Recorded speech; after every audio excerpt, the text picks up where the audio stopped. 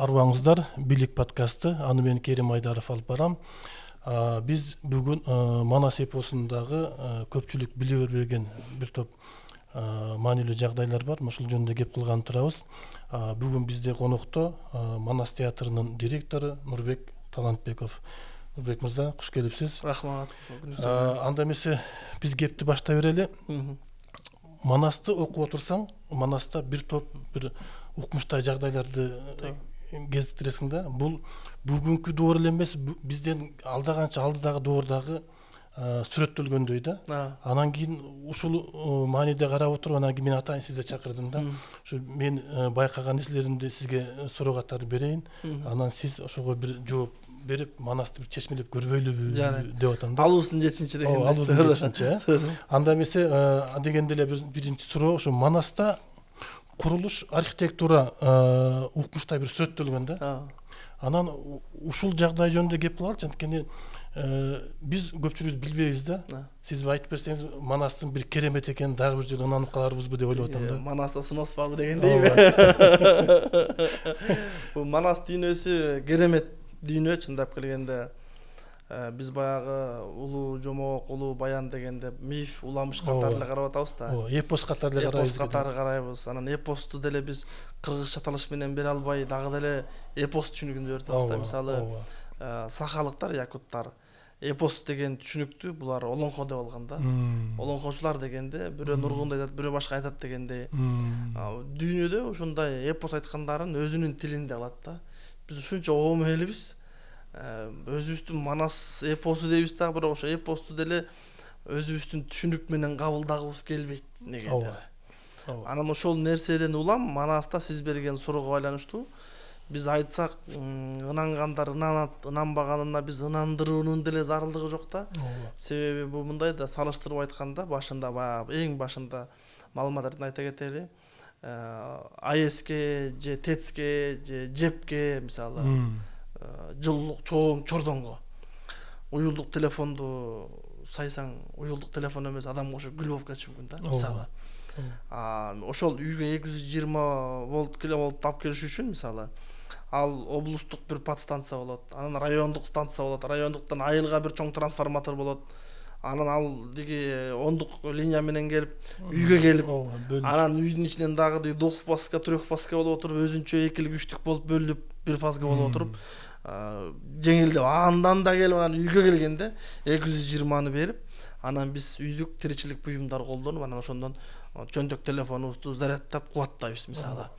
Бул Манас дүйнөсү дагы ошондой бир чоң АЭС да, керек болсо эми салыштырып айтканда, бул андан да чоң күчкө ээлер. Себеп дегенде Манастагы көп маалыматтар айрымдар үчүн мээсине сиңбей калышы мүмкүн. Бирок биз аны элдин баарын Манасчы кылганга, элдин баары Манасты укмуш билгенге үндөбөшүбүз керек. Ал өзү сиңирип, өзүнүн дараметине, дүйнө таанымына, жыштыгына, аң сезимине жараша убакыттын өтүшү менен кабылдап кете берет. Бирок биз билгенибизди айтышыбыз керек. Билгенди айтып коюш керек. Ошол деңгээлдеги кишилер түшүнүп кала берет да. Ошондой нерседен улам курулуш тармагы. Манас десе эле биз боз үйдө эле тиккенден башка билбеген, көчүп конуп эле жүрө берген бир жапайы кечеки 18-19 кылымдагы биздин уруунун деңгээлиндеги, коктунун деңгээлиндеги элдин абалын, ошол деңгээлдеги бир уруунун деңгээлиндеги бир баатырындай гана көрөбүз да. Кого хандыгы менен урушуп аткан, же орус баскынчылыгына каршы туруп аткан, бир кара мылтык менен чыгып аткан бир коктудагы баатыр катары карайбыз. Жок. Бул Манас дүйнөсүнүн учурунда кыргыз мамлекети, кыргыз каганаты ушундай гүлдөгөн, деңиздин толкундун бийик жеткен чегинде болгон. Башкалар биз чыгарган оокатты, биздин усталарды чакырып, биздин буюм тайымды колдонуп, биздин тил дүйнөлүк модага айланып, сооданын, экономиканын, саясаттын, анын ичинде курулуштун да тили Манастын мамлекети күчтүү болгондон кыргыз тили ошондой дүйнөлүк деңгээлде болчу. Бүгүн тескеринче мындай биз башканы көрүп атабыз. Ошондой жагдайда курулуш тармагында Манас атабыздын өзүндө хан сарайы болгон деп айтылат. Манаста көбүр саптарында кум коргонун кулатып, таш коргонун талкалап дейт да.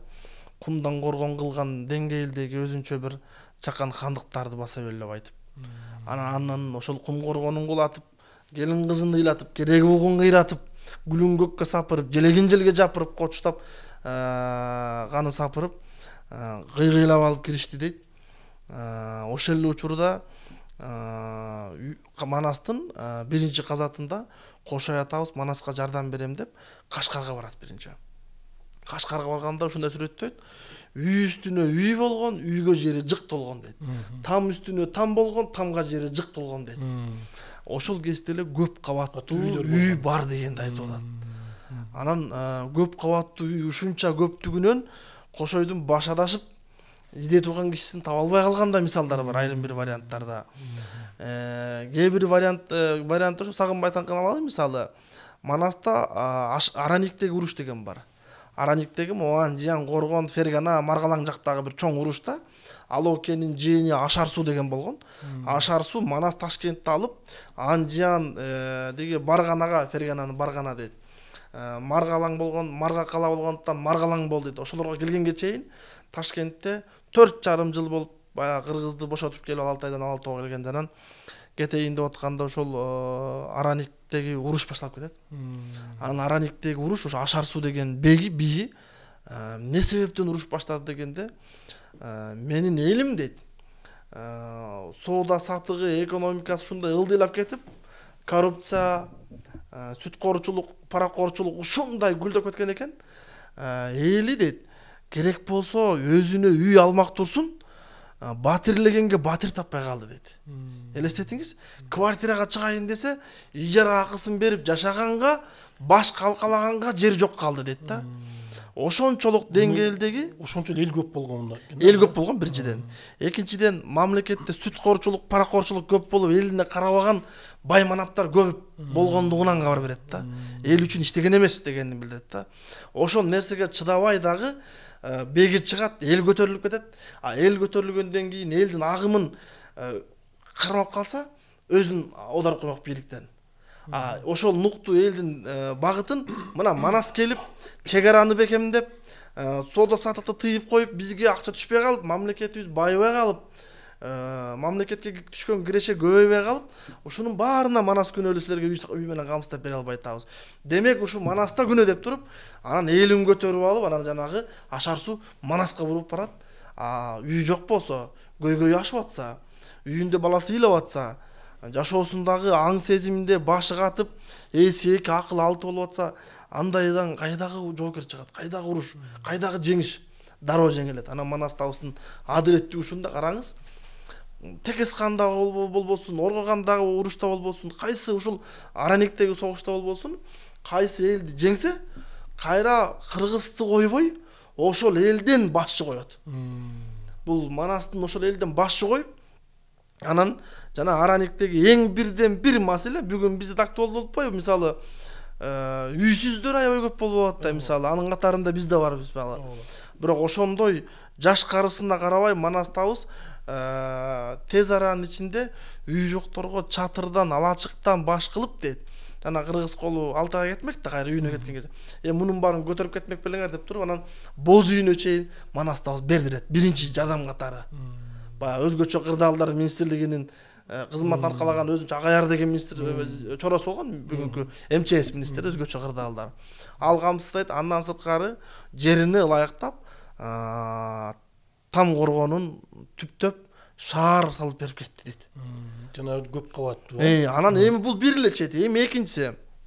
Манаста Ташкентти алганда бийиктиги дейт 6666 кулач дейт. Ташкенттеги эң бийик имарат дейт.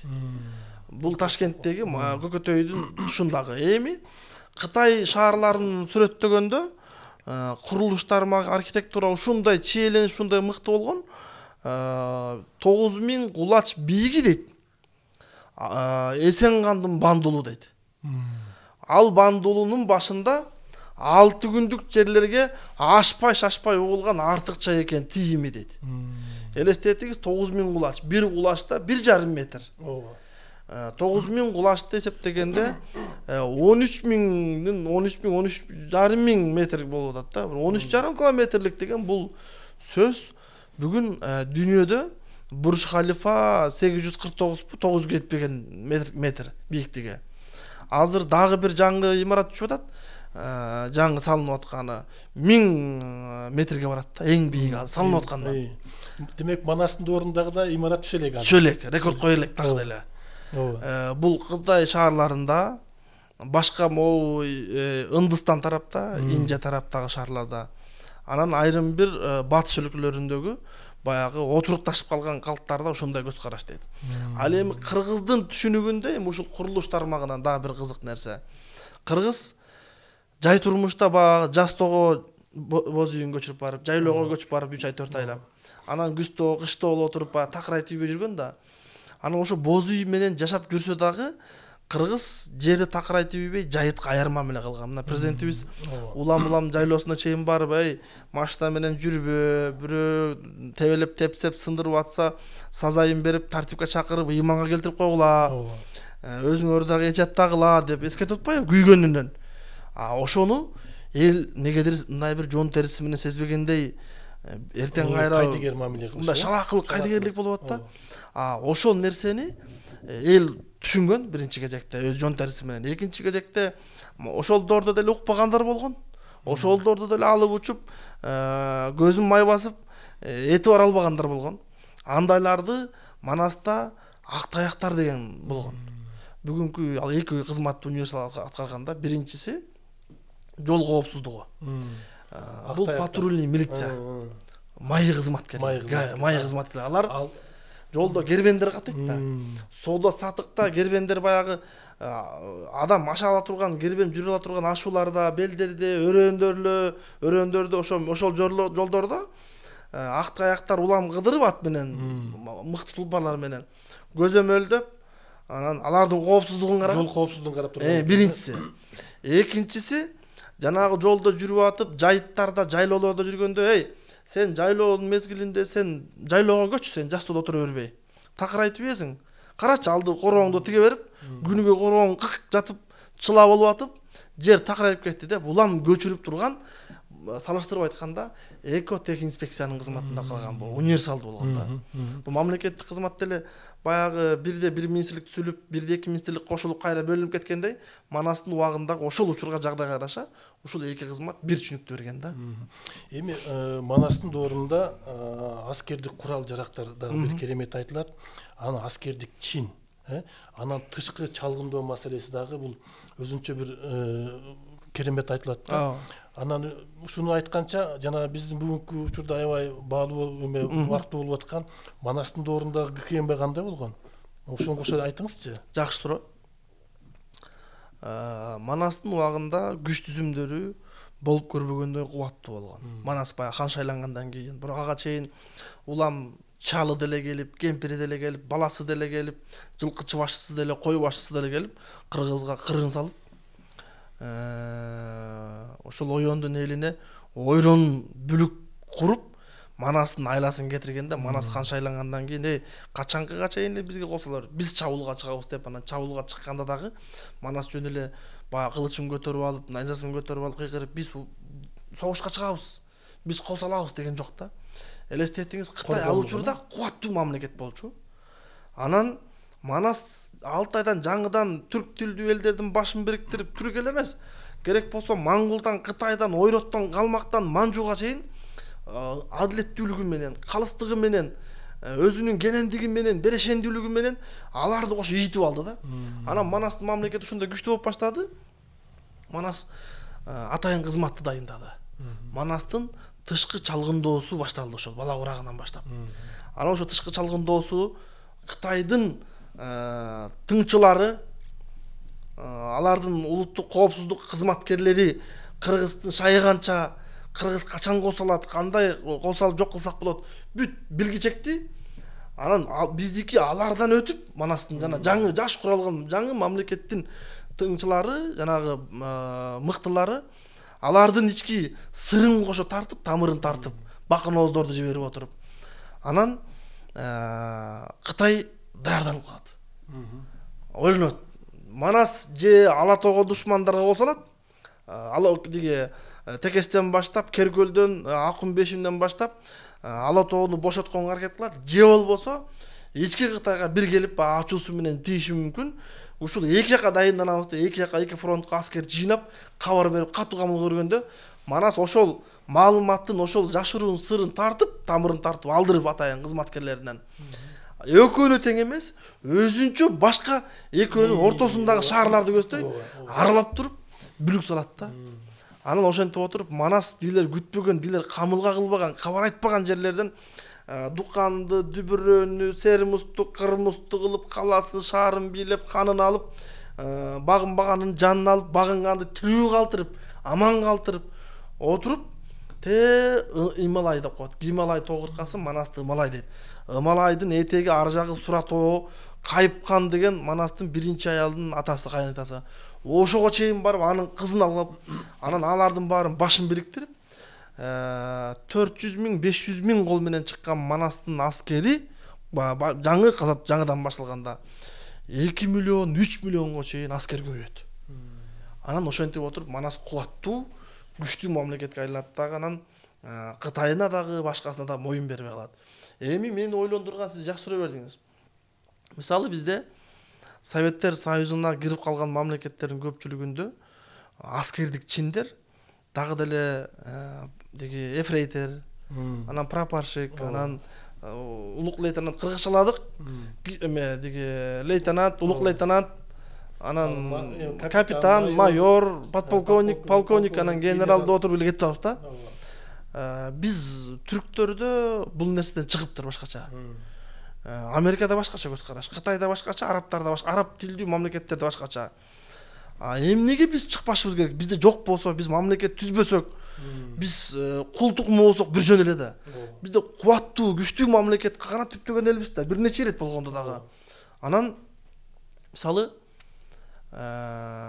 прапорщик ошол казарманын, ошол аскер бөлүктүн чарбасын тейлесе мисалы, лейтенант бир 5-6 кишиге жетекчи болуп, улук лейтенант 10-15 кишиге, 20 кишиге жетекчилик кылып, ошонун башчысы болот деген сындуу. Ошо маанисинде жана орусча аталыштардын, чиндердин аталыштарында бул 10 кишиден 20 кишиге чейин, бул батальонду, бул ротаны, бул взводду деген сыяктуу бөлүштүрөт да. Мисалы взводдо 50 киши, ротада мынча, батальондо мынча, анан полкто мынча, армияда мынча деп, ошого жараша чиндерди бөлөт, бул муну башкарат деп. Ошол эле түшүнүктүү Манаста чоң казатка аттанаарда деле, башка учурда деле колдун ретсиз, тартипсиз көргөн Алымбет атабыз мисалы 10 аскерге бир башчы коет. 10 башы дейт. 10 башы. 100 аскерге бир башы коет. Анын 10 башыдан 10 бар. Ал 10 башын чакырат, баш өрбөйт башкасы менен. 1000 башы бар. 10 миң колго түмөн башы бар. Анан сан башы бар. Ушинтип отуруп, ар бир аскердин көлөмүнө, санына, түзүлүшүнө жараша аскердик чиндер дагы кыргызчалап берилет да. Муну дагы иштеш керек. Бул чийки жерлер бар албетте. Муну дагы бышырып, оңдоп түзөт жерлерин карап туруп, бул боюнча биз реалдуу аракет көрүп, кыргыз тилинин актуалдуулугун арттырууда ушул чиндерден баштап, буюм тайымдардан баштап кыргызчалоо, кыргыздын тилине ылайыктоо, кыргыздын бар дүйнөсүнө кайтаруу бул биздин башкы талабыбыз, милдетибиз, вазифабыз да. Бул чоң. Анан аскердик тактикалары да өзүнчө. Жөн эле ат минип алып эле, же жөө жүрүп эле кылыч көтөрүп уруша бербейт. Аламан деген уруш бар, ит уруш деген бар. Ителги тийген таандай ойкуп кайкып кеткендери бар.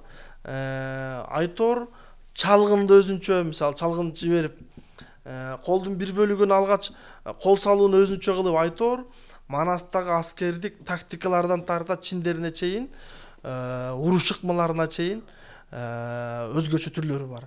Анан ал уруш чыкмасы ба мылтык атып, жаа тартып, айбалта уруп, күрсү шилтеп, барскан уруп эле калып калбай, анан күрөштүн да түрлөрү өзүнчө.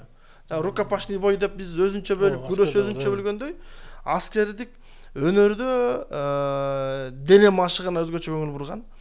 Мисалы, Кошой атабыз жаш курагынан Кытайга алмак душмандары менен көп урушуп жүрүп дейт. Элестетиңиз, жана Кошой менен Жолойдун күрөшүндө ошол ыкманы көп колдонуп атпайбы?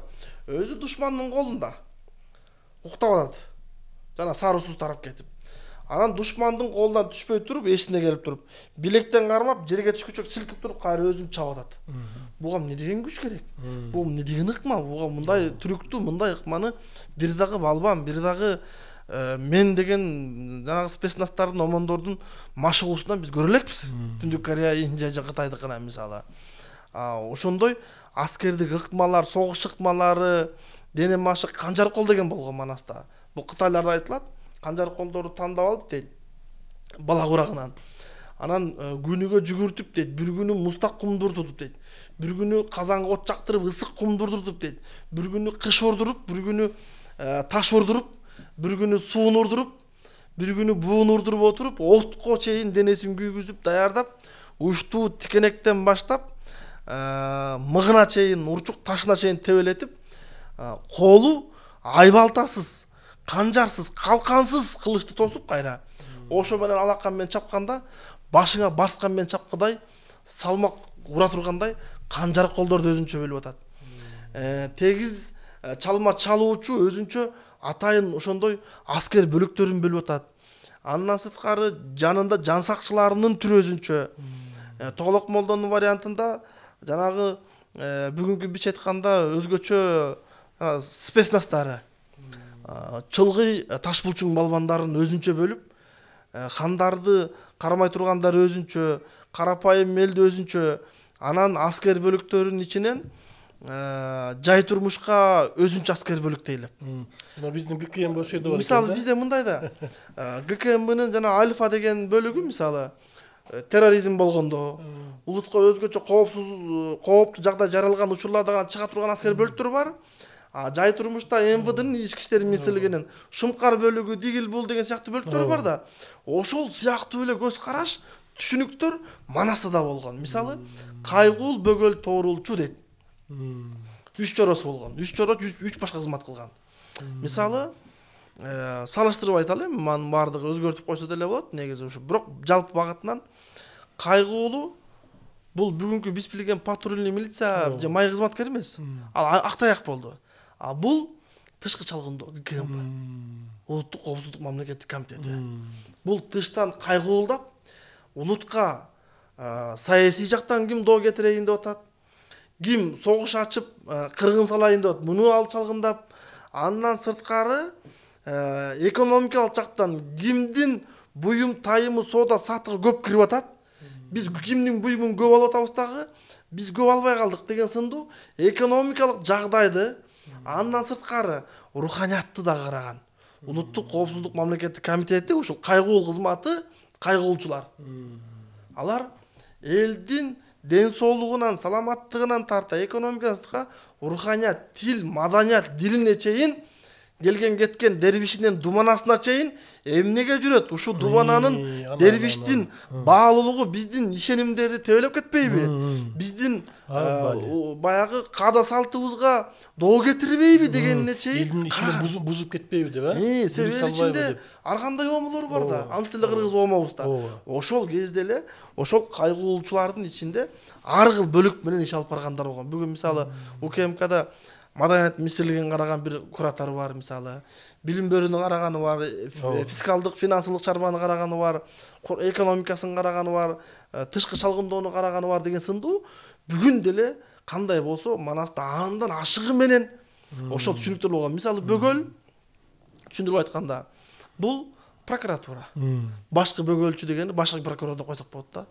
Ал мамлекеттик кызматкер, аскер адамдардан баштап согуш учурунда сен бирөөнү ыйлатпа, душманды болсо дагы.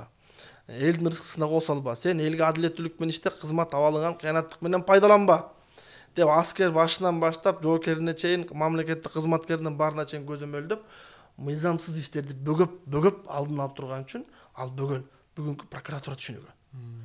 Тоорулчу ички майда чүйдө ыйкы-тыйкы көтөрүлүштөрдү, ички жанагы тартипсиздикти, бейбаштыкты, ички коопсуздукту караган ички иштер министри Тоорулчу.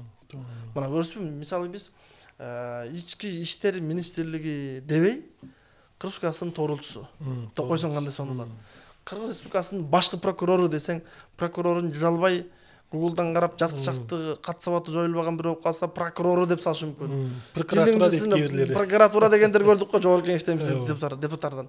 Ошондон көрө башкы бөгөлчү деп кой. Бөкөл деген башка да. Көрөрмандар бөкөл деген башка деп албас. Бөкөл такыр башка, бөгөл башка. Бөгөл, Бул бөгөл г менен. Анан кайгылчу, башкы кайгылчу десе кандай сон болот? Кыска нуска. Мамлекеттик кызматтын аталышында ушундай кылса жакшы болот Манастан алып деген ой. Эми Манаста мына дипломатия маселеси дагы бир кеңири берилген. Ошол доордогу маселен элчиликти кандай дайындаган, мамлекет башчыларды тосуп алуу жагдайы кандай болгон, азыркыча айтканда протокол маселеси да. Ушул жагдайда дагы Манаста барбы? Сөзсүз түрдө Манаста ушунча күчтүү мамлекет болгон. Биздин мамлекеттик системада түшүнүктүү жок кызматтар да бар да. Анан бирок азыр эл аралык мамиле Тышкы иштер министрлиги Манаста 40 чоросу болот. 40 чоросунун 40 башка кызматы болот. Өнөрү артыкчылыгы болот. Бардыгы тең согушканды билген. Бардыгы тең урушканды билген, ат минген, универсалды болгон. Бирок ар биринин артыкчылыгы да болгон, кемчилиги да болгон. Ошолордун ичинде аргын кандын ажыбай 25ке келгенче илимден башын албаган, окуудан такырып табылбаган дейт. Ошол элестетиңиз 25ке келгенге чейин илимден башын албай китеп окуп, илим алып, дүйнө кезип ушундай изденген экен. Анан жана батанда коет орусча.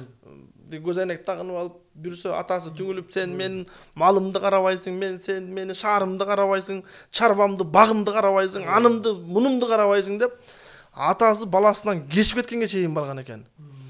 Ал аны мен жок ата андай эмесмин дебей атасына кайшы айтпай, унчуп окуп билип, анан улам сен колуңан келбейт, сен коркоксуң, сен илим эле алып кол коюп жазганды эле билесиң, урушканды билбейсиң деп кызыл баш журтту тарса жөөт сакалатка чейин келип берет да. Тишипчи. Анан 25ке чыгып окуусун бүтүрүп, дипломун алып айтканда, зачетторун бүтүрүп, экзамен таап, бүт тил билимин бардыгын үйрөнгөндөн кийин, анан жана катылгандын катыгын берип, кызыл баш журтун 4 ирет чабат кайра. Урушкан андай эмес мындай деп. Ошол ажыбай дейт. Мынтет. 70 бурку тил билген, 70 түркүн эл көргөн дейт. 70 буркусу 70 түрлүү дейт. Мисалы бир буркунун ичинде кыргыздын дагы, орустун да, татардын да, дуңандын дагы деген сындуу жер бетинде ошол Манастын доорунда кайсы улуттар, кайсы эл болсо, кайсы тил сүйлөнсө, ошол тилдин бардыгын билген. Бир буркунун ичинде. Бир буркунун ичинде аттын, уйдун, койдун, эчкинин, чебиштин, топостун, төөнүн деген сындуу жыландын, чекирткенин, чиркейдин тилине чейин билген экен. Бир буркунун ичинде таштын, гүлдүн, чөптүн, бактын, шактын тилин мөмө алмага чейин тилин билген экен дейт. Бир буркунун ичинде шамалдын, желдин, оттун, суунун тилин билген экен дейт. Бир буркунун ичинде кайыптын тилин билген экен дейт. Бир буркунун ичинде биз билбеген тилдер бар дейт да. Бул илим, бул деген жана башын албай жөн эле университетке барып келип, же болбосо мектепке барып келген эмес да. Бул транс абалында аркы дүйнө менен берки дүйнөнүн ортосунда байланыш, бул башка илим, башка билим болот да бул жердечи. Азыркы доордо андай билим алыш. Андай билим жок, ала албайсың. Анан ошол ажыбай Манаска келгенде, Манас түшүндө көрөт, Манас бүйөккө бири-бирин табышат, ыраазы болот. Манастын тышкы иштери министри ажыбай болот. Тышкы себеп тил билет, мамиле кылганды билет. Анан ошо чоң казатта дагы чалгынга барганда, тилге алганда ажыбайды жиберет да. Мындай учурда дагы. Анан ажыбай атабыз барып, тамырын тартып, ал жөн эле котормочу же тилчи эмес. Тил билбей койгон эмес. Ал ошол элдин тарыхын билет, салт санасын билет. Ошол элдин башчысы тил билет экен да. Нени жакшы көрөт, эмне белек каалайт. Анын элинин маданияты кандай? Бир өлкөнүн, мисалы бүгүн бизде деле бар да. Кече Кытай менен болгон ошос болбоду? Шанхай кызматташтык уюмунун жыйынында, Шкудун жыйында. Бир өлкөнүн президенти Кытайдын төрагасынын келинчегинин биринчи айымдын колун кармоо койду. Себеби ал диний түшүнүгүндө кармаган болбойт аял кишинин. Ошол сындуу ажыбай дагы кайсы өлкөнүн башчысы аялын караганга болот, кайсы өлкөнүн карабай учачпай койсоң болбойт деген сындуу быкы-чыкы кычыгына чейин ушундай алардын жашыруун сырына чейин ушундай бардыгын билген да. Анан ошо нерсеге ылайык ар бир өлкөгө, элге калгандыкка жараша протокол түзүп Манас кызматташууну жүргүзгөн. Ошол кызматташуунун алкагында Манастын 40 чоросу биз билген, мен ойлочумун да, мисалы, мага окшогондор деле болсо керек азыр. Манастын 40 чоросу бар десе, көбүнчөсү кыргыздан болсо керек депчи. Ошо Ажыбайдай мыкты чоросу болуп, тышкы саясатын жөнгө салып, эл аралык мамилени укмуш алып баргандыктан, Манастын кылып аткан иштерин рекламалап, пиарлап, жарнамалап, таанытып, жеткирип, ошондой жеткиликтүү иш жүргөндүктөн Манаска анын адилеттүүлүгү, айкөлдүгүн угуп, Манастын аты аңаза даңаза болгонун сезип, алар айттырбай келет Манаска. Мен сени Манасты угуп, Манастын аты хит болуп кетет да, дүйнөгө хит болуп кетет. Анан ошол себептен Ажыбайдын туура иш алып барган алкагында келет. Анан Манаста тилмеч башка, дуңчу башка. Жана бизде текстти берсең алдын ала которуп берген, аябай сапаттуу кылып которуп бергендер башка да, мисалы котормочулар. Күнүмдүк, мисалы, мен бир Кытай менен же англичан менен жолугуп атсам, ортого бирөөнү коюп түзмө түз которуп берген, ал тилмештер, дуңчулар. Ошо сындуу Манаста котормочусу башка, тилмечи деп, дуңчу деп ар биринин маанисин берип колдонот. Анан кызыгы Манастын убагында кыргыз тили, бүгүн англис тили дүйнөнүн тили болуп, орток болгондой, тилимди билген журт болсо, тилимди билип келсин деп, тил билбеген журт болсо, тилмечи жооп берсин деп дейт. Тил билбей калсаң билбейт экен, мен байланыша албайм деп калбай, тилмечиң менен келсең мен кызматташканга даярмын деп, эл аралык мамилени чыңдоого Манас чакырыкташты болот бул жерде. Ар бир элде Манасты биздин элчилер болгон.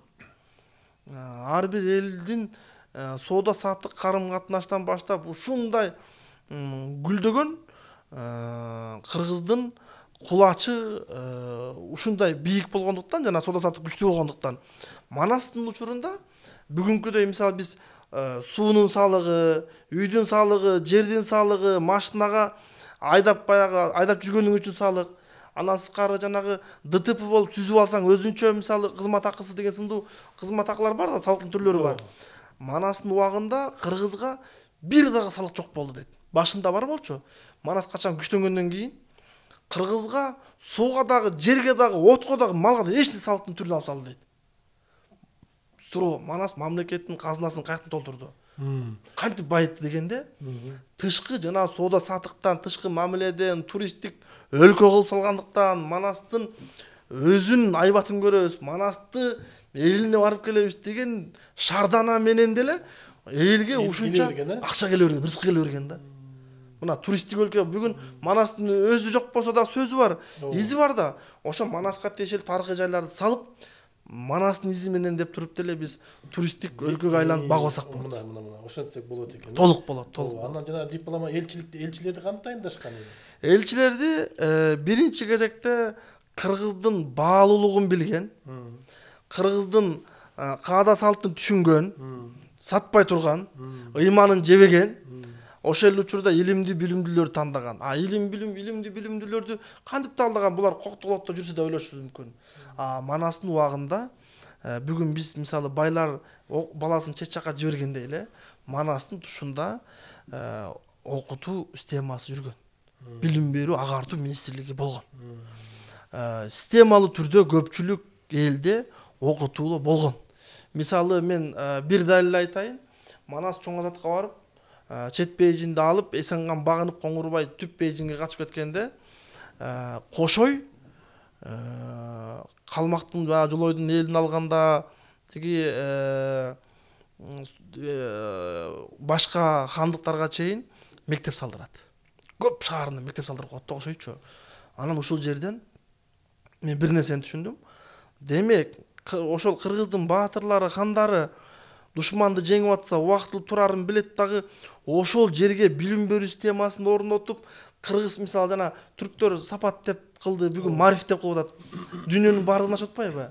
Же болбосо Кембридж системасы менен деп Англиянын, Франциянын, Американын окуу жайларынын окутуу программасы менен кыргыздарга чейин дүйнөгө чалып атат. Ошол сындуу Кытайга чейин барып, капырдын жерине кыргыздын методикасы менен, таанытымы менен ошондой багытындагы мектеп салдырып атса кошой баштаган биздин бабаларыбыз.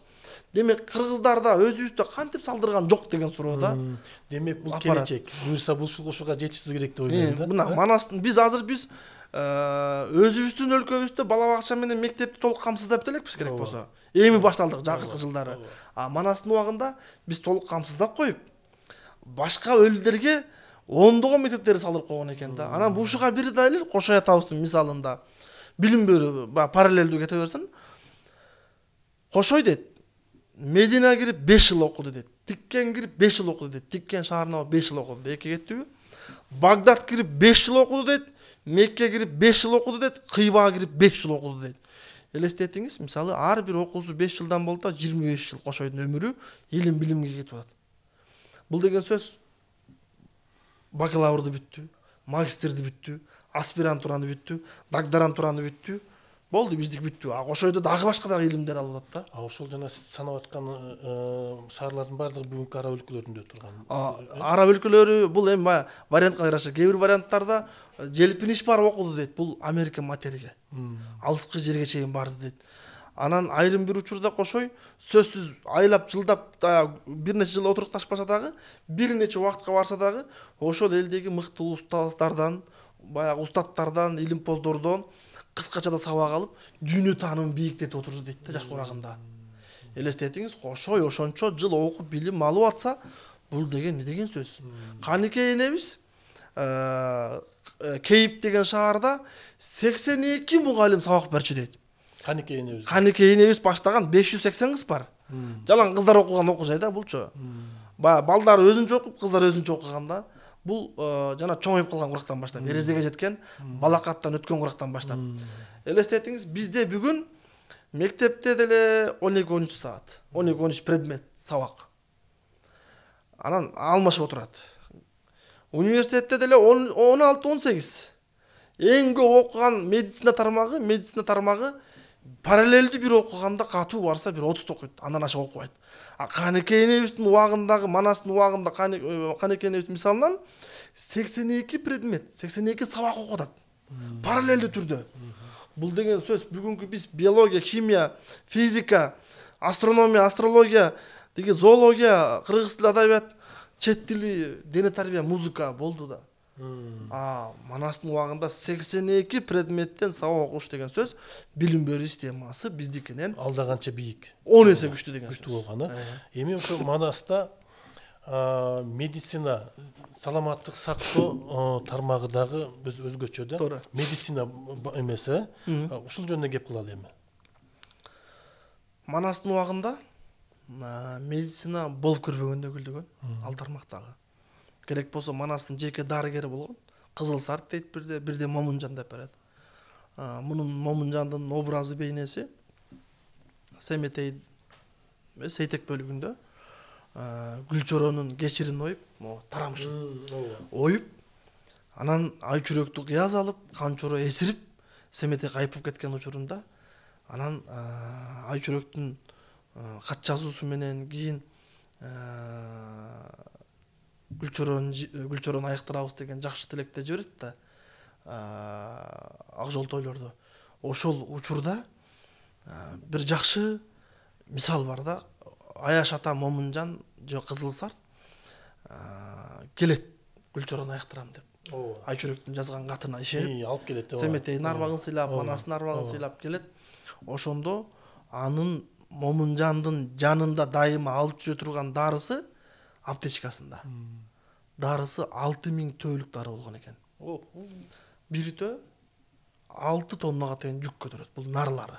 Эми 6 тонна, 4 тонна деп эле коелу. 1 тонна десек, элестетиңиз Керим байке.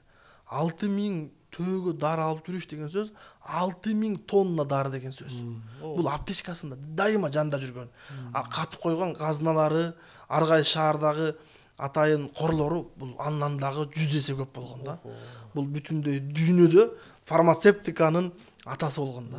Дүйнөлүк дары мафиясынын колго алган да бул кишиче. Дүйнө кыдырып кеткен да, аябай ушунчалык күчтүү болгон. Анан элестетиңиз, борбордук нерв системасын тарамыштардан, жүлүндөрдөн болгон баардыгын алмаштырып, күчтүү кубаттуу Гүлчоро отун көтөргөнгө жарабай калды. Оюп салганда Гүлчоро. Мына могу жерде тарамыш бар го, могу жердеги. Бүт кол кыймылдат, белди түстөйт, моюн дирмедет. Ошол жердеги тарамышты кечирди оюп таштаган. Көтөрө албай калды дейт. Бак, отун көтөрө албай улакчыларга улак болуп калды дейт. Улак ордуна улак тартты дейт Гүлчорону. Аны ошондой күчтүү кубаттуу Гүлчоро ошондой болуп кийин, демек аябай эле зарал келтирди деген сөз да. Ошол Гүлчорону иттин кечирин алып даңгыттын. Аны ал итти да жөн идемет, ал атайын даярдаган көп бир медициналык бул жерде операция кылып атат. Операция кылып борбордук нерв системасынан баштап жүлүнгө чейин, мээге, арка омурткага чейин бардыгын тигип, байлап, кошуп тамырын трансплантация болуп атат бул жерде. Операция кылып атат.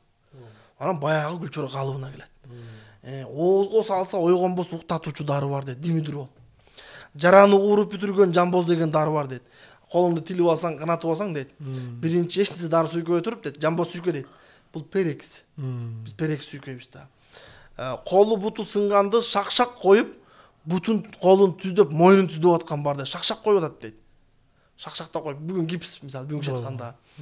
Оржемил, Нуржемил, кайнатма каратаны Кытайдын кырма кызыл дарысынан баштап жараны кууруп бүтүргөн тришумдук дарылардын баардыгын Манаста бир 200дөн ашуун дарынын түрү айтылат. Бул беришети. Манастагы медицина, Канекей энебиз өзү дагы аябай көрөгөч болгон. Манас жана Чоң Азаттан жарадар жеп Коңурбайдын айбалтасынан шири баягы өтүп кетип, анан сыртын баягы омурткага чейин карап, операция кылып, дарылап, денесиндеги жара басып кеткен жерлерин дарылагандан кийин, бирок кийин Манастын баягы омуртканын ичинде жүлүн бар эмеспи? Жүлүн өтүп кетип, жүлүндө мээге тээп каза болот эмеспи уусу? Ошол нерседе медицинанын күчтүү экенин ошол учурда медицина дагы да болсо өнүгүп атканынан кабар берет да. Туура, албетте ошол нерсе ажалга себеп болду. Бирок Манастын тушунда ошого чейин УЗИ, ошого чейин сырттан көрүп билип койгон нерсенин баардыгы бар экендиги айтылат да. Адамды көрүп коет. Элестетиңиз, бул деген сөз Манастын убагында дары-дармектер ушундай кенен болгон, мамлекеттик запас деп атпайбызбы, орусча кору көп болгондо, жанагынча 6000 төгө алып жүрсө, демек бүтүндөй элди дарылаш үчүн Манаста болуп көрбөгөндөй азыктар болгон да. Манаста жана бүгүнкү кадр саясатындагы көрөлчү, мисалга негизги маселенин баарын кадрлар чечет деп айтылат да, мисалга. Ошо Манаста ушул маселе барбы? Манас кадр саясатына келгенде кызганыч кылган эмес. Бул менин районуман, бул менин жердешим деп ага артыкчылык берген эмес. Же болбосо ушул эртең мага шайлоодо кереги тиет деп алдын ала. Же шайлоо бүткөндөн кийин шайлоодо жардам берген эптеп, мунун эбин таап бир кутулайын деп көңүл үчүн кызматка койгон эмес Манас. Манас душманда болсо, өнөрү болсо, артыкчылыгы болсо, адамдын жакшы жагын көрө билүү менен ошол адамга ишеним тартуулап кызмат берген. Мисалы, Манастын 40 чоросунун дээрлик 85% кыргыз эмес, 90% кыргыз эмес. Кандай улуттар алар? Мисалы, Ажыбай түркмөн, кыргыз эмес. Алмамбет Кытай. Туура Сакыкбайдын вариантында Нурдан бүттү дейбиз, башка дейбиз, бирок барып Кытайдын көпчүлүгүбүз дейбиз да. Кытай дегени туурарак да. Кытайдын ичинен ошондой улуу баатыр чыгып, адилеттүүлүк, акыйкаттуулукту далилдеп, анан Манаска келип туруп калганда жөн эмес да. Жазиралык жайнак дейт. Африкалык Манастын негр чоосу болгон жайнак деген. Бул жөөгүлүк Манастын спорт министри болгон да, мындай жалганда. Андан сырткары Шууту деген чоросу болгон. Үзүктө калпак эр Шууту Манастын жакын чоросу Англоган баласы дейт. Англичан болгон. Барансоз дейт. 12 уруу барансоз дейт. Француздарды барансоз дейт. Мындан келген чоросу болгон. Манастын Ындыстандан дейт. Индиядан келген индус чоросу болгон мисалы. Ошентип ар кыл чоросу келгенде анын артчылыгын көрүү менен Манас ишеним берген дагы кадр саясатында биринчи реалдуу караган. Экинчи, ар биринин өнөрүн өзүнө тиешелүү тармакка Манас адистигине жараша жетекчи кылган да Манас. мына ушул кадр Шыгына жараша, анан кызыгы Манас билимине өзүнүн эле мамлекетинде шыгына жараша жөндөмүнө койбой Коңурбайдын агасы Бооке, бир тууган агасы Кытай, душманынын баласы. Ошол Бооке менен дагы бир аталаш тууганы кошабышты, Кытайдын падышаларынын балдарын. Манас өзүнө чора кылып алат. Бу деген сөз, не деген кирендик, айкөлдүк, жоомарттык, берешендүүлүк да. Ишенген өлтүрүп коет, сатып коет, маалыматты сыртка чыгарып коет дебей, ишеним берген ал өкө дагы эмне болуп, ал Окенин баласы болупса дагы не болуп Манаска берилип кеткендигин өзү түшүнбөй калган. Алар убактылуу ак үйлүгү гана келген, гаранти иретинде гана турган башында. Манас ыраазы болуп, жанагынтип оюн кылганына карабай Манас кечиргендиктен үй жогуна үй берип, ат жогуна ат берип, бойдогуна кыз берип, кызмат берип, акчасын берип, бардыгын түзүп, көңүлүн ток кармаганда, айлык акысына чейин жакшы кылып бергенде. Душманды тууган кылган. Анан душманы дагы душман болгонуна өкүнүп кеткен да. Ай деп кеткен да. Айла жок гана өкүнүп кеткен да. Анан кызыгы Текес өзүн өзү өлтүргөндө, Текестин ордуна силер мага каршы чыктыңар, мен бабаларымды кордогонсуңар деп кыргыздан бирөөнү шайлабай, өзүңөрдөн шайлагыл деп тандоону өзүнө берет. Баягы душман ичинде сен мени угасың, ушул менин кадрым деп ошол элдин ичинен өзүнүн кишисин коюп койбой, тандоону берет. Бул ачык шайлоо кылып берет Манас. Шайлоо кылат, референдум кыл мадамек сен деп конституциясын алмаштырганга чейин Манас ички элге кийлигишпейт. Мисалы федерация Путиндин ордунда десек, же Трамптын ордунда болсо ичиндеги штаттарга, мисалы штаттардын ар бир губернатордун өзүнүн штаттардын мыйзамдары бар да, бири-бирин айырмаланган. Ошол сыяктуу Россиядагы ар бир республиканын өзүнүн мыйзамы, президенти болгон сыяктуу ар биринин өзүнүн тилин, баалуулугун, шайлоосун өз өзүнө калтырган. Мына кадр саясаты Манаста. Эми шайлоо деген эсиме түшүп атат да. Манаста бийлик органдардын түрлөрү болгон да. Парламент, сот деген маселелер Манаста болгон беле? Туура. Мисалы, парламент түшүнүгүн ошол учурда Кошой атабыз, Бакай аталарыбыз милдетин аткарган. Манас келгенге чейин кыргыздын жеринин көпчүлүк учурда баягы бири кетип Кангайга, бири кетип Алтайга, бири кетип Эренге, бири түшүп кетип Тереңге дегенде жалгыз Кошой кылат. Каттагандын Кангошой моюн бербей атат, хан болуп турат. Ак Балтанын сунушу менен Манас ат башка келип Кошойдон кеңеш алып, батасын алып, элди көчүрүп келгенден кийин ээси келсе бейсин бер деп Кошой Манаска хандыкты берет. Ушул жерде мына парламент баягы сот бийлигин айтаардан мурда адам кызматты өткөрүп бергенин да билишибиз керек да. Бул президентке эле эмес. Директорго да тиешелүү, мектеп директорунан баштап, бала бакчанын жетекчисинен баштап, бир мекеменин жетекчисине чейин. Мына Кошой тарын салмак. Манас, сен жашсың, мен канча жылдан бери эгемендүү, көз карандысыз мамлекет сактап келатам. Мен бир дагы бир 5 жылда бир 2 чакырылыш мен президент болоюн десе жарашмак. Жок, бербей эле койсо жарашмак. Бербей койсо деле Манас турамак эмес, баатыр болуп жүрмөк. Бирок Кошой өзүнүн орду менен өткөрүп берди хандыкты. Анан ошон үчүн калк атасы карыя карган Кошой ойлоя дейт Манас. Манас Көкөтөйдүн ашында үрүбү Манастан мурда оозунуп өтө саясий ката кетирип алганда өлтүрүп койгон дегенде Кошой ортого түшүп алып калат жанын. Анан Кошойлуктан калдың, мен калк сыйлаган ошондуктан калдың деп атпайбы Манастабыз. Кошойдун кадыры ушундай бийик, жанагы өзүнүн ордун билген үчүн. Анан Кошой атабыз хандыкты бергенде Кошой атабыз парламенттин төрагасы болот. Бул спикер болгон. Өмүр өткөнчө Кошой парламентти жана Ак Балта баштаган аксакал, көксакалдар топтоп, кеңешин берип, мыйзамдуулугун сактап, ошол учурда параллелдүү түрдө ошол өз өлкөмүндө кандай болгон. Мисалы бизде Аяз Баятов Минюс, юстиция министри, адилет министри кыргызча айтканда. Анан параллелдүү түрдө министрлик комитет төраган орун басар, вице-премьер. Камчы Кыдыршаевич УКМК төрагасы, башка кайгылчу. Ошол учурда вице-премьер деген сынду Кошойдагы универсалдуу болгон. Кызматтын саны жөн-жөккө өткөн эмес Манастын убагында. Ак Балтадагы парламент мүчөсү болгон, эл өкүлү мисалы. Ошол учурда Сарыколдо өзүнүн элинде хан болгон. Көкөтөйдагы парламент мүчөсү болгон мисалы. Ташкентте хан болгон мисалы. Сот аткаруу, сот баягы бийлиги бул казылар дейт. Манаста баягы судьяларды, калыстарды, спорттун калысын өзүнчө. Жай турмуштагы араздашуу, доолашуу, ызылдашкан жагдайларды чечкен маселени өзүнчө дейт. Айтор сот бийлиги өзүнчө, 40 чоро бул аткаруу бийлиги болгон, өкмөт болгон. Манаста бардык бийлик аскер бүлүктөн тарта болгон, бирок универсалдуу, ийкемдүү болгон. Салык, анан бажы маселеси кандай болгон, анан ишкерликке Манастын ордунда кандай маани беришкен? Колдоо, салыкты кыргыздар башында ошол Кытайга алмакка, мисалы Алтайга барганда Жакыптар от май деп коет, жердин салыгын төлөгөн. Анан кийин ушундай каталдашып кеткенде жерге жүргөн үчүн өзүнчө салык, мал оттогон чөп үчүн өзүнчө салык төлөй баштаган. Ичкен суусу үчүн өзүнчө салык төлөгөн. Жолго өзүнчө салык. Анан жолго кербен каттагандыгы үчүн өзүнчө салык төлөгөн. Кербендин дагы буюмуна жараша, оокатына жараша, дүйнөсүнө жараша жүргөн жолун өзүнчө, анан көлөмүнө, баалуулугуна жараша да өзүнчө салык көбөйүп отурган да. Бул баягы элдин жонунан кайыштыруу максатында ошол өчөдө өлтүрүп жоготуп салбай, тукум курт кылып ийбей, анан баягы Киреше булагы катары салык менен казынаны өкөт толтуруп турган да. Манас келгенде жалпы жонунан көбүнчөсүн жанагы жоо жүрүштөрдө жортуулда түшкөн олжодон, мөөсүлдөн салык менен ошол толтурган Кирешесин. Казына бир ачканда, бир нече казына бир ачканда канча жылдык топтогон алтын байлык бийликти бир алган дүйнөнө. Ал жерде кездемесинен баштап бардыгы тең болгон.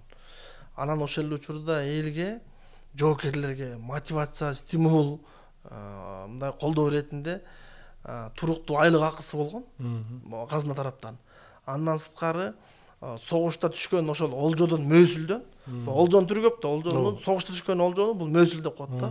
Ошо мөөсүлдөн өзүнчө дагы Киреше алып берген да. Ошондо адамдар согушта өлбөй, аракет кылып баягы өлөткөм деп настрой коюп барбай, ошондой ниет койбой, өлбөйм, пайда көрөм, Киреше кылам. Бүгүн мисалы дүйнө чоң согуштарда жалданма жоокерлер көп да. Ошо жалданма жоокерлерди айтып атат, ошону түшүнүктүү айтып атат. Ошол учурда Киреше булагы ката көрөт да, бул согуштучу. Анан элдин казынасын экинчи Кирешеси бул Манастын өз ишкерлик кылган. Манастын дагы болуп көрбөгөндө чоң ишкерлиги болгон. Кандай? Жеңил өнөр жайдан баштап, кайышты, малдын терисин, жүнүн иштетип байпак кылгандан баштап, бут кийим, өтүк, тон, тебетей кылганга чейин, биягы соода сатыкка чейин бардык тармакта Манастын өзүнүн ишкерлиги, мамлекеттик жана өзүн өзү баккан, хозрасчётту иш алып барган мекемелери болгон да, мындайча айтканда. Манастын өзүнүн ишкерлиги болгон, мамлекеттик ишкерлик болгон. Ошол ишкерликтен түшкөн акча Киреше булагы менен дагы бул кошумча кармаган, жортулдан түшкөн олжодон сырткары. Мамлекетте өзүн өзү баккан, өзүн өзү актаган экономикалык тил менен айтканда мындай Киреше булагын алып келе турган саануйлар болгон да. Ошондо иштеген. Ошо саган саануйунан баштап сүтүн саткан, аны сарымай кылып саткан, аны быштак кылып саткан деген сындуу. Этин жөн эле сулпет кылып койбой, этин сүрөт кылып саткан, ташкордо кылып саткан, жабөрөк кылып саткан дегендей. Кайра иштетүү бар экен. Кайра иштетүүнү ушунчага чейин жеткизген. Биз бүгүн жана түтүк менен суу ичип, мына коктейль ичип, бабыл ичип, демеле укмушаны эрди көрөт атпайбызбы? Манаста ошол түтүктөн суу ичип калганча элдин экономикасы түшүп кеткен учурлар болгон да. Бүгүн ал көпкөндүктүн жөн ичпей обожоктонгондуктун эле белгиси да, мындай карагандачы. Жакшынакай идиш турса анын түтүк менен үйлөп ичип. Манаста бакай түтүк менен суу ичип калганча кордук көрөт да. Элестетиңиз, жөн суу бербей түтүк берип, ошо камыш менен түтүк менен суу ичип калган. Бул салыштыруу ошол доордо бул жеткен элдин төмөн деңгээлге түшүп кеткени, же бир адамга карата колдонулса, ал адамга карата басмырлоонун белгиси катары, кордуктун белгиси катары сыпатталган да. Жашоодо бир нерсе түбөлүк эмески ушундан билесиз. Бир эле түшүнүк бүгүн башкача, эртең башкача алмашып кетиши мүмкүн да. Кечеки эл душманы бүгүн эл батырып калышы мүмкүн. Мындай караганда жанан бажыда бажыга жыйган саңгара деп, бажыга атайын саңгараны жыйып чогултуп каттап ошо жерден жөн эле кылбай бир элдин чек арасынан экинчилиге өтүш үчүн ошол жана таможенный пошлина дегендей бажы алык салыгын киргизип, ички салык өзүнчө, тышкытан келген нерсе бул бажы түшүнүгү менен келген да. Кирген дагы бул бажысын төлөп өтө бер деген көз караш болгон. Буга бир мисал, Манас Алтайдан Алатауга келгенде чек арасын бекемдеп тосот. Өткөн кеткен кербендерден бажы салынат. ичине кирип ишкерлик кылгандардан киреше салыгын алат. Жүргөн тургандан ошол салыктарды коюп мамлекетке түшүрө баштаганда өлкөгө элге Шорук деген хан болгон. Ошол Шорук көпчүлүк учурда ал жөн эле көпкөндүгүнөн келип согушкан жок. Ал өзү да аябай чоң бизнесмен болгон, аябай чоң ишкерлик кылган. Эттен баштап бардык түрүндө кылган. Анан бир күн эле базарына барса, кымбатчылык башталат. Эң чоң базарында, алды Дордой болуп турган кезинде эле чоң базар болгон экен да. Анан базарында кымбатчылык, элинде кымбатчылык, нараачылык, өзүнүн да кирешеси толбойт, мамлекеттин да казнасы толбойт. Эмне болду? Деп кызматкерлерин тышкы чалгындоо кайгылуучуларын жиберсе, Манас келген. Ошол Манас келип бажы салыгын киргизип, ал салыкты киргизип, анан баягы наркы ошол буюмдун наркы кымбаттап кетип, анан бияка киргенче Шорук ханга барганча баасы өсүп кетет. Андайды көрбөгөн, күтпөгөн Шорук хан күтүп ошол кымбатчылыкка карап кете берсек болчу да. Булар ошол нерсени көтөрө албай Шорук хан ким экен ал Манас чакыргыла деп туруп, бүгүн дүйнөдө алтын үчүн, нефт үчүн, акча үчүн согуш болуп келген болсо, бүгүн болуп жатса, ошол доордо деле согуштар, жортулдар көбү акча үчүн болуп келген бир да эле Шорук хандын мисалында. Анан Манастын аскерин билбей, өзүнүн күчтүү армиясы менен барат. Акча көп болсо армияң күчтүү болот деген чында. Аскеринде дейт, жөө киши жок дейт. Жалаң төө минет дейт. Ат жандагы эмес, төө минет дейт. Бул деген сөз салыштырып айтканда жалаң танка истребитель минген аскер дейт да. Бирок көп жылдардан бери согушпагандыктан согуштун ныгын унутуп калып, эл көнбөй, анан баягы күчтүү техника менен барган менен деле бирок Манастын кубаттуу аскери кара артынан куугун түшүп туруп, бир заматта ымтаракайын чыгарып, там коргон, талкалап кум коргону улатып, күлүнгүккө сапырып, желеген жерге жапырып, эсин эки акылын алты кылып туруп, ордуна коет. Ошондо кызы Акылай суруп чыгат. Бул бажыдан улам, салыктан улам, кирешеден улам нерсе. Ошол эле учурда Манастабызда ишкерлерге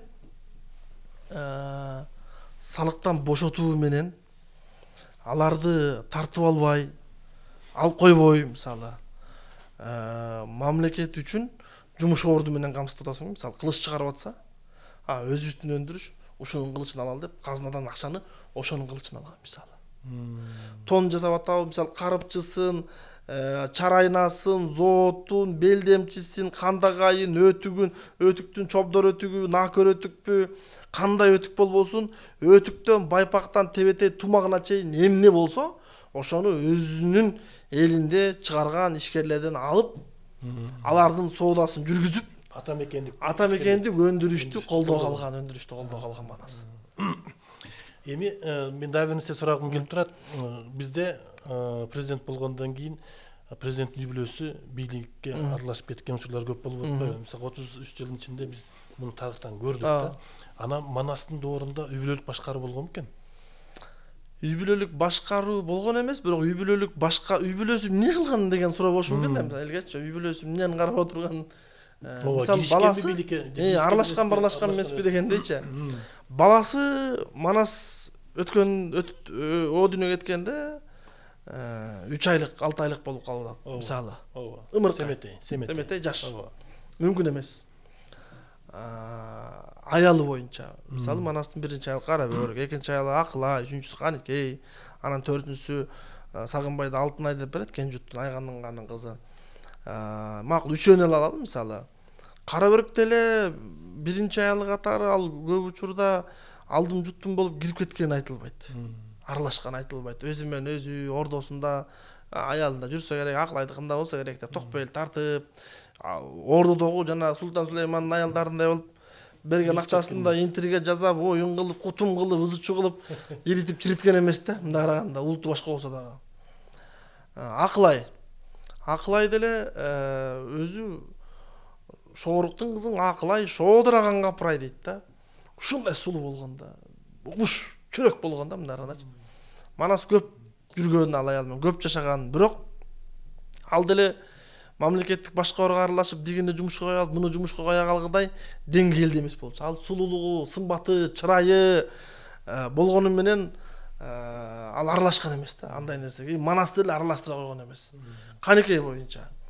Каникей энебиз деле Манастын бардык дараметин, кимге кандай мамиле кылып көрүп турат, Манаска ким душмандык кылат, ким туугандык кылат, баарын сезип турат. Себеби олия болгон да Каникей энебиз дагы.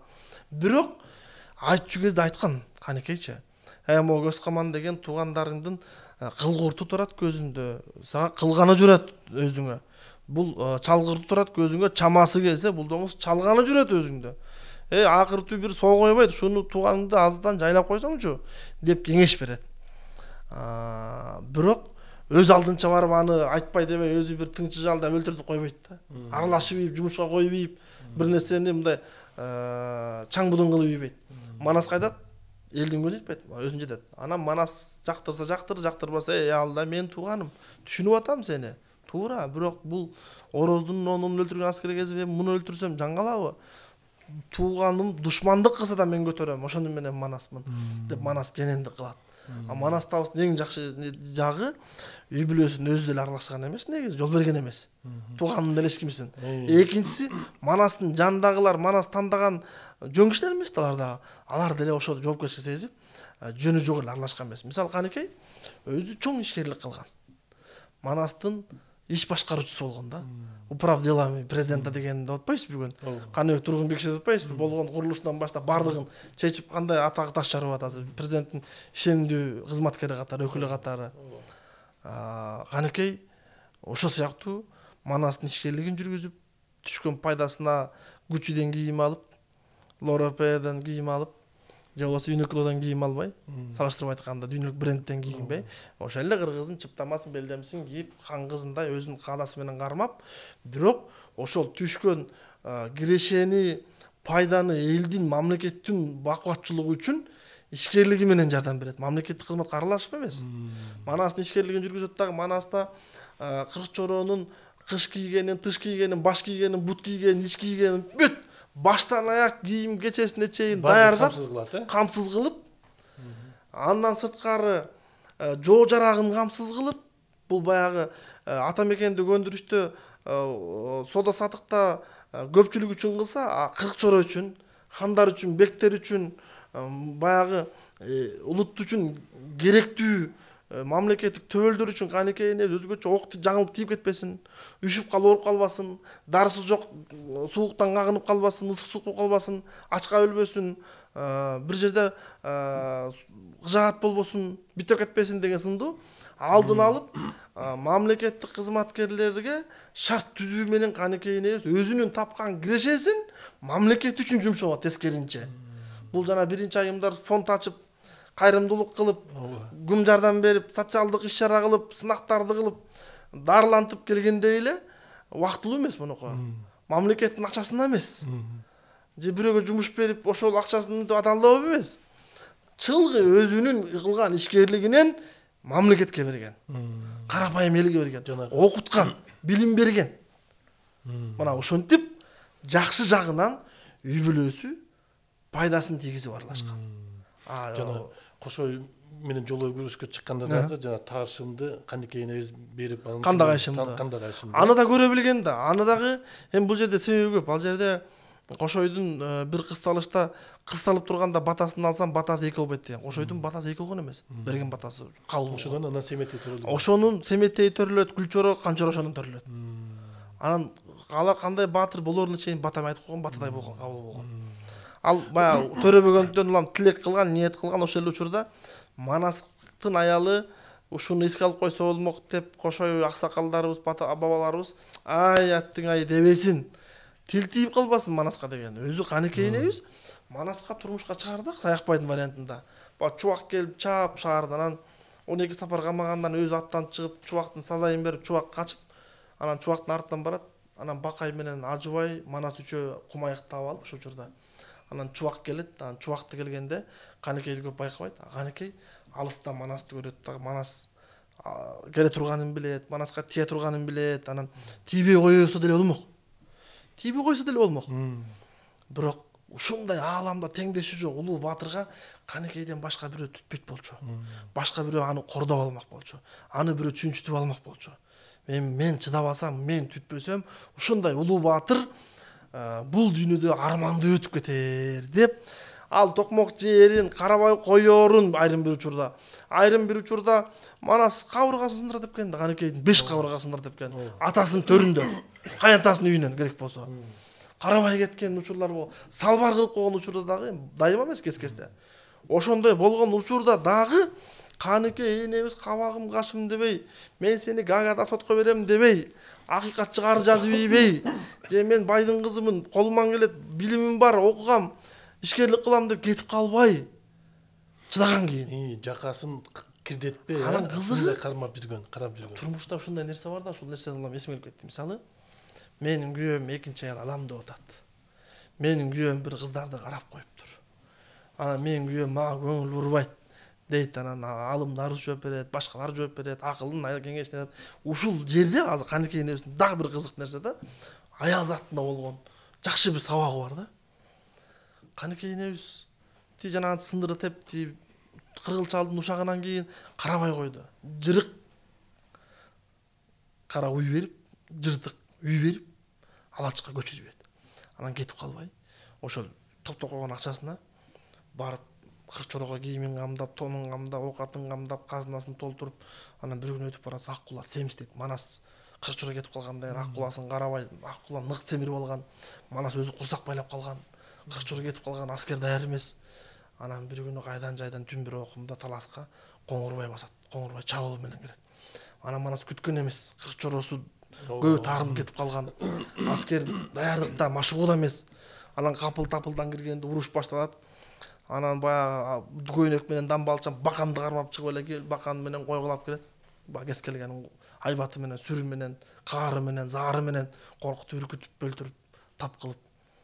Анан бирок Коңурбай курал жарак менен келгенде, анан бакан менен баягы алышып, Манас өлө турган болгондо, көргүлүктү ата экен көрө турган болгондо, Алаукенин Коңурбай кабырганын кашатын сөгө турган болгондо Каныке эне жөө бараткан Манаска, Аккула мына миниңиз айкырып жогуп тийиңиз. Ак олпок мына кийиңиз, алдыңдагы капырды тек каканчынга чейин сүрүңүз. Мына Зулпукор мына алыңыз, Сырнайза мына чабыңыз деп берип, сайыңыз деп бергенде, анан Манас тоонун кийип, ак олпокту кийип, кылычын алып, курал жарагын алып, Аккула минип турган Коңурбай баштаган душмандын мизин кайтарганда, Манас ошончо Манас ачуусу эчкинчи кечирбейм деп аткан Манас, кагылайын өзүңөн, карагаттай көзүңөн, айланайын өзүңөн, айнектей кара көзүңөн деп Манас жалынып, жалбарып, айланайын канышым, мен артылтып камчы чаппайм, колумду көтөрбөйм экинчи. Мен экинчи сен урушпайм керек болсо. Керек болсо артыңан аял албайм дейбет Манасчы. Деп ошончо жүрөгү ыраазы болуп ийбет да. Ал сен жолдошуңа тапширлегенде, сен жолдошуң антпе, минтпе, кыңтебе, телефон текшербе, башын оорутпа. Сен айнесин сыйла, атасын сыйла, чыда, колунда жок болсо көтөр, тур, бир күн ооматы жанып, багы жанып, келкели келип, ушундай болуп турган кезинде, ал сени да ошончо көтөрүп алат, сени илатпайт. Бул Манастын тукуму да деген нерсени Каныке энебиз берет. Акылдуу жан экен. Акылдуу жан. Ушундай нерселер менен алар биз көргөн билген кечеки өткөндөгү баягы өлкө буга чейинки өлкө башчыларынын үй бүлөлөрүндөй болуп, аралашып, ыкы-тыкы кылып, башкары бергилеп талтаңдаган жок булар. Булар пайдасын гана тийгизет. Ошон үчүн булардын үй бүлөсү дагы окуган, илим билимдүү, өрнөктүү, ыймандуу, үлгүлүү болгон үчүн алар дагы бүгүн бизге дастан болуп, улуу баян болуп айтылып келет да. Эми акыркы суроо болсун, мен ушуну сурагым келип турат да. Дүйнөдө Манас деген аттуу жердин бардыгы ыйык да. Кайсы өлкөгө барбайлы, кайсы жерде болбосун Манас аттуу, мейли көл, мейли тоо, мейли шаар болсун дейли да. Анан Манастагы географиялык абалды сурагым келип атат да. Манас кайсы жерлерде жүргөн? Кайсы жерлерди баскан? Советтер Союзуна рахмат, Ленинге рахмат, Сталинге рахмат, башкасына рахмат. Биринчиси, арбагы ыраазы болсун. Бирок ошол учурда алар үчүн туура, биз үчүн туура эмес болгон жагдайлар болгон.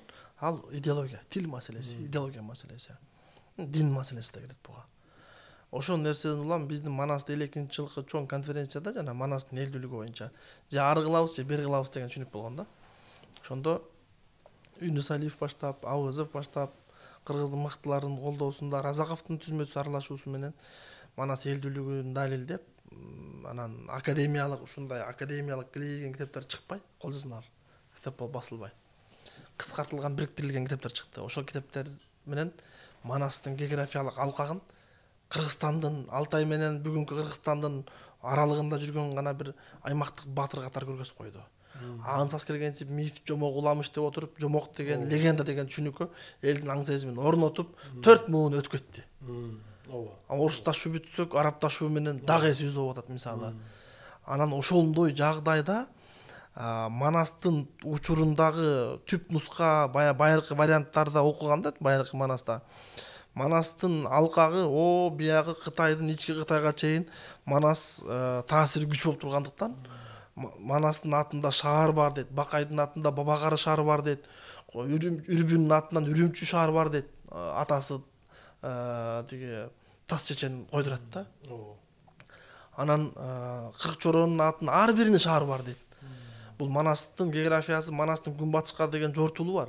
Сагынбайдын вариантында жердин түбү желпиниш Америка материгине чейин барат. Жазира Африкага чейин барат, Үндүстан Ниндияга чейин барат. Австралия жер деген кырпыр жатыр тиякты дейт.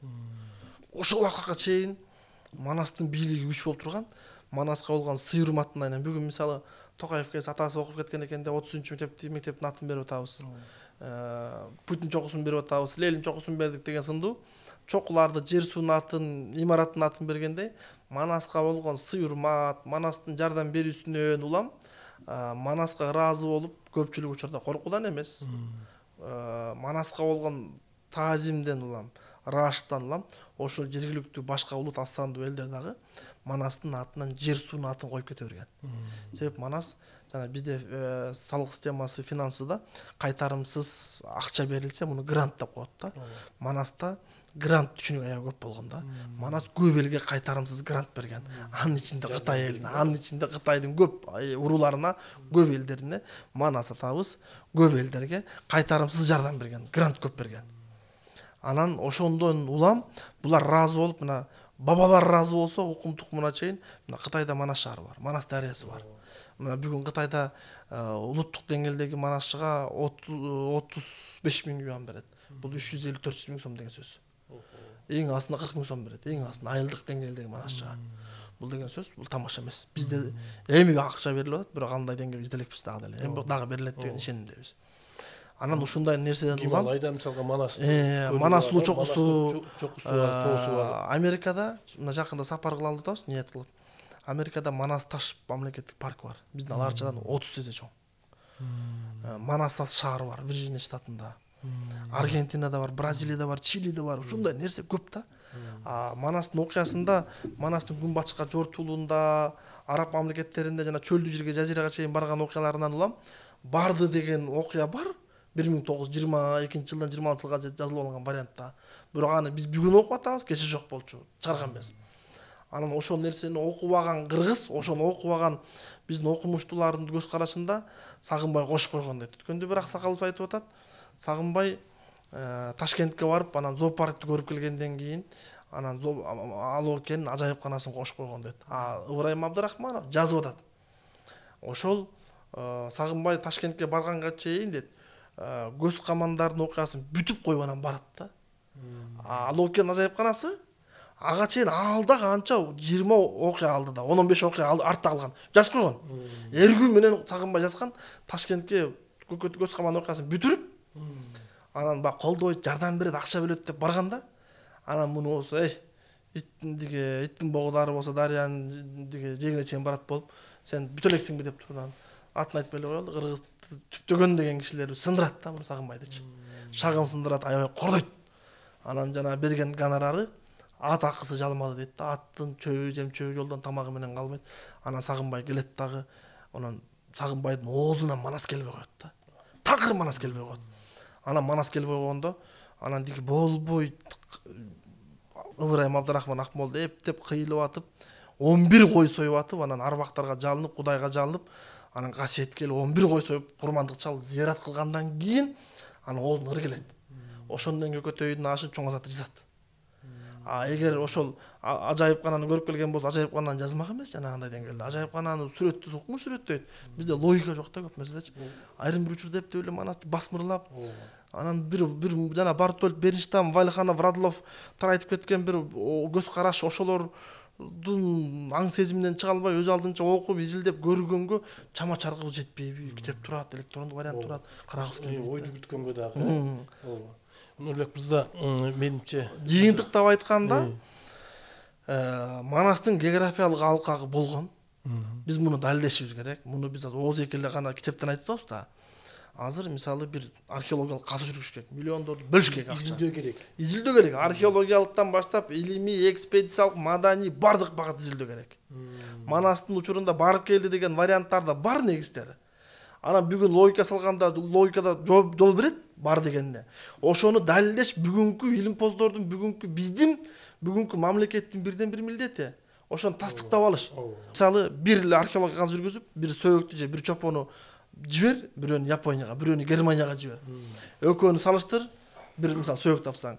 Анын канынын группасы канча, резус фактору канча жашында каза болгон, эмне болгон, каяка барган, кантип өлгөн, канча балалуу болгонуна чейин изилдеп берет бир кичинекей сөөгүктүн сыныгынан.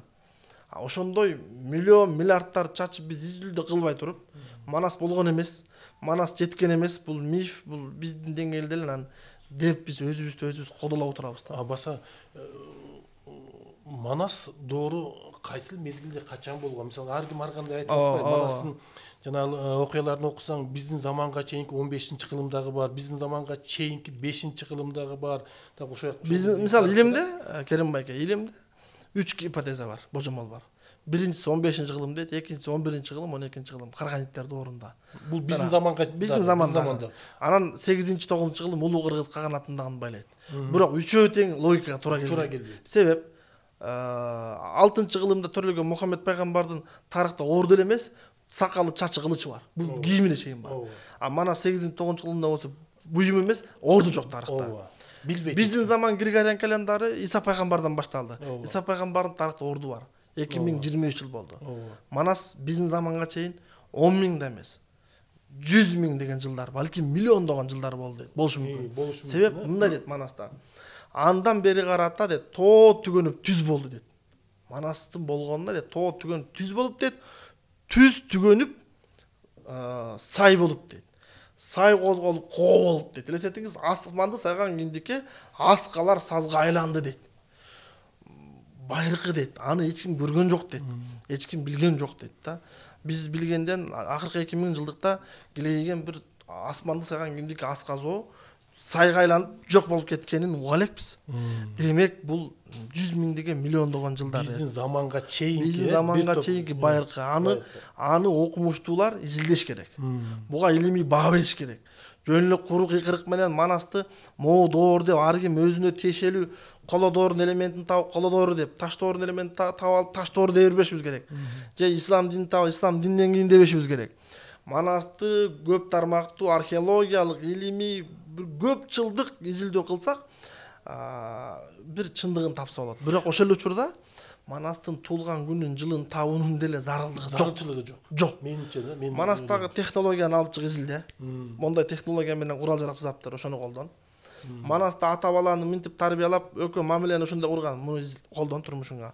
Манаста кадр саясатын мындай иш алып барган, ошондой жакшы жактарын колдонуп, максатыбыз ошо болуш керек да биздикичи.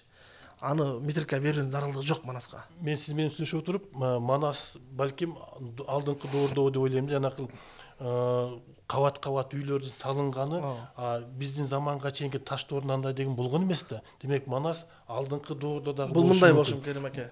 Адам баласынын цивилизациясы жашаганга чейин пирамиданы салган, укмуштуу технологияга жетишкен техниканы иштеп чыккан, анан кийин өтө күчтүү болуп кетип, Кудайдын тааныбай жоголуп кеткен цивилизациялар бар. Ошондойлордун да бири болушу мүмкүн. Ошол эле учурда Манасты биз жанагы баатырлардын жыйынтысы деген да көз карашты кабыл унутпайбы? Айрым бир окумуштуулар, айрым инсандар. Ар кимдин өзүнүн чындыгы бар. Биз бирөөгө таң улап, сен бил, сен оку дебешибиз керек. Укса уксун, укпаса койсун. Бирок Манастын философиялык таң калыштуу окуялары бар. Манасты биз Манас муктаж эмес да негизичи. Бизге да муктаж эмес. Манас айтпай койсок, кыргыз айтпай койсо калып калбайт, айта берет. Башка казак айтышы мүмкүн, уйгур айтышы мүмкүн, шор айтып, туп айтып, түрк айтып койушу мүмкүн да. Анан бул нерседе биз тескеринче биз муктажбыз. Бизге болгон үчүн биз Манасты укмуштай баалашыбыз керек деп ойлойм да. Эми жакшы айттыңыз. Манас Кудай биздин бактыбызга буйруган үчүн биз сыймыктанып аны унутпай ошого карап түздөнүп, ошону карап багыт алышыбыз керек биз. Мактанышыбыз керек, дамташыбыз керек, дамташыбыз керек. Ошол Манастын аркасы менен биз экономикабызды өгүлдөбүз, маданиятыбызды, аң сезимибизди, нартылыгыбызды түздөп алсак болот. Элдүүлүгүбүздү түздөйбүз, байыркылыгыбызды арттырабыз. Болбосо ушу турган казак асмандан түштүбү? Өзбек асмандан түштүбү? Ушулар деле Манастын урпагы да. Биз туугандар, түркмөн да, түрк да, шор, хакас, туба бардыгы тең. Булар деле Манастын урпагы да, талашкадайлар бар да. Аны ошолордон сагынбай атат. Ошолордон Манас чыкпай, Кыргыздан Манас чыгып калганда мен таң калам дейт да. Бирок мен бир четилгейим. Биз эмнеге Кыргыздан гана Манас чыксын, Кыргыз гана Манасты билсин деп атып, биз Манасты Манастын деңгээлинде пропаганда кылган жокпуз дагы деле. Манасты Манастын деңгээлинде таалим тарбия кылып, баардык системада киргизген жокпуз, окуган жокпуз. Жүрөгүбүз менен кабылдаган жокпуз Манасты. Саясатчылар саясат үчүн колдонот. Айрымдар үчүн формалдуу гана өзүнүн турмушунда керектүү жагдай үчүн колдонот. Манасчыбыз дагы Манасты жүрөгү менен түшүнбөй, элге жеткирбеген заманда кейсиң, бирок ошол эле учурда неге биз ушунча жалкоо экенбиз да? Биз Манасты модага айлантып, дүйнөлүк трендке айлантып, орусундагы, негриндагы, баптисиндагы, бахаевисиндагы кимиси болбосун, диний көз карашы менен болобу, улуту менен болобу, жынысы менен болобу, баалуулугу менен болобу, биз Манасты дүйнөлүк модага айлантып ийгенге шартыбыз бар эле да. Неге анткен жокпуз? Которбой жаттык, барктабай жаттык, урматтабай жаттык, дагы деле негедир мында шалаакы Манас театрына, Манас академиясына, Манасчыга, анан бир мамлекеттик катчы маданият министрлиги ошолорго эле керек деп карайбыз да, негизи президент эле кылсын депчи. Мен буюрса сөзүнүн акырында Манас Кудайга шүгүр, бирок баягы акырындап жылып атат. Туура. Улуттук баалуулук Кудайга шүгүр алдыга жылып атат. Биз ушинтип отурган өзүбүздү таанып барып, анан кийин бир бийиктикке чыгат болушубуз керек деп ойлойм да. Нурбек мырза, бизге келип азын-аулак кеп салып бергениңиз үчүн чоң рахмат. Биз Манасты кайсы бир деңгээлде аз болсо дагы бир ачканга аракет кылдык. Буюрса Манас дагы кенч жатат, дагы далай жолу кеп кылабыз деп ойлойм. Урматтуу көрүүчү, ар бир улут өзүнүн улутун, ар бир мамлекет өзүнүн мамлекетин барктап, дамтап келет да. Биз дагы өз мамлекетибиз, өз мекенибизди баалашыбыз керек. Кыргыздын эң баалуу байлыгы бул Манас.